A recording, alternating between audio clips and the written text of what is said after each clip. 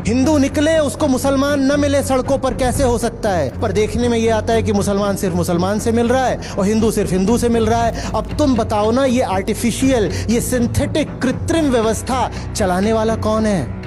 ये कर कैसे लेते हो कि ब्राह्मण सिर्फ ब्राह्मण से मिल रहा है और कुर्मी सिर्फ कुर्मी से मिल रहा है और यादव सिर्फ यादव से मिल रहा है? ये कर कैसे लेते हो?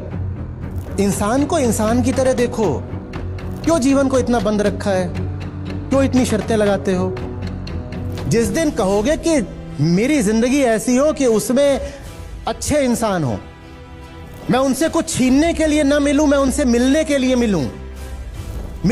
मिलूं, तब पाओगे कि सहज ही नए नए लोग तुम्हारे जीवन में आ रहे हैं। लड़कियां, लड़के, वृद्ध, जवान, बच्चे, सब हिंदू मुसलमान, सब भारतीय गैर भारतीय, सब जीवन खुल गया है, सब प्रवेश कर रहे हैं।